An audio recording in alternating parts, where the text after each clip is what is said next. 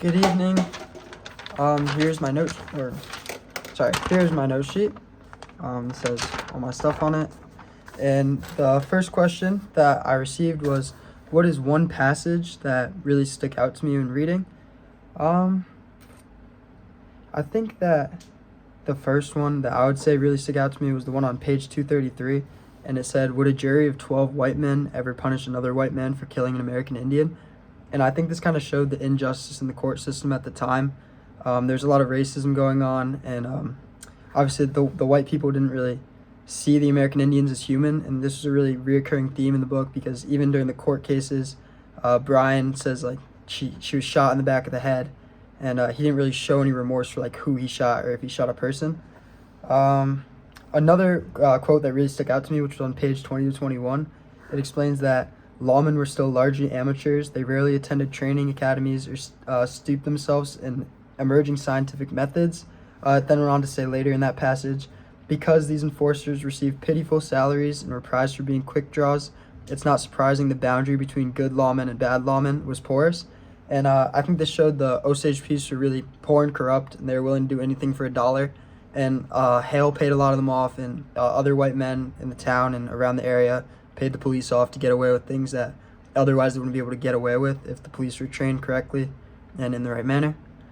The next question I was asked was, who is the most important character? So for me, I kind of think that Tom White was the most important character. He is the head detective that came in and kind of solved this case that no one was able to solve. They sent detectives in, they couldn't really figure it out, and I think when Tom White began to take over the case, he figured it out quick in a short time. And this was really important because the Osage people started to doubt the point of the FBI and the point of the detectives, and they thought there's no way that the case could be solved. And Tom White came in, he was able to stop things getting leaked, and was really able to like get his detectives together to figure out what needed to be figured out. I would say another character that was really important was obviously Molly Burkhart. She was kind of the main character who went through like a lot of the trauma. She saw her whole family get killed off for the oil rights, and this all came down to like Ernest, like he was in control of the money.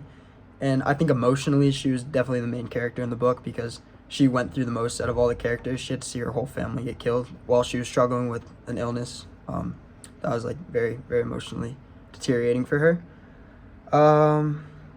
Two key figures and how their motives differ. I actually took a different perspective. I think the obvious pick here would be Hale, and obviously Tom White. They're both kind of enemies in this, going against each other. Tom White's trying to get Hale, and Hale's trying to escape the detectives. Like, I think that's a really important theme. But I actually went with Tom White and Hoover. I think Tom White really was like interested in the humanity of the case. He wanted to solve the problem for the Osage people, and throughout the book, it kind of talks about how he was just like inherently a good guy. Like, he wanted to be a warden, and he still treated everyone with respect. He kind of saw everyone as equal.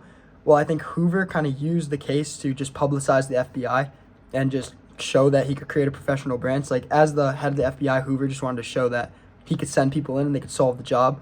Well, Tom White was more interested in like the humanity. And I think this was rare at the time.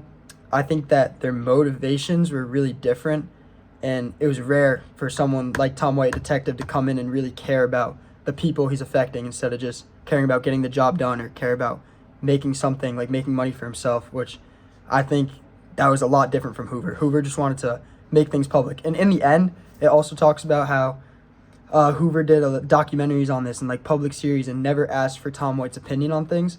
And I think that this is crazy because Tom White was the man in the field. Like, nothing was ever really written about him until this book. And I think that really shows that Hoover knew that Tom White did it for the good and knew like bad things were still going on.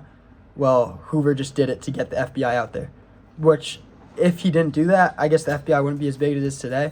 But I think both their motives were going in different directions, even though they both wanted the same thing. But for Hale and White, obviously, they're both going against different things. White wants to put him in jail. Hale wants to fight it. And, yeah. What's the next question? What is the central argument? Let me see. What was the other question? What is the central argument or message of the book, and how does the author develop it over time?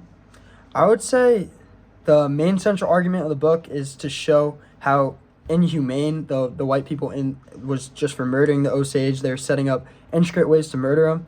And I think it really sums it up in Chronicle 3 about how it wasn't just Hale and like killing people. Like he wasn't the only one just setting up the murders. It was a whole like hundred like over 100 people they said died, which is crazy. It's not like Hale, I think, was accounted for 24 of them, if I'm correct, but it was like it hit like 60 to 100. Like so many people were killed, and it wasn't just this one situation which was publicized.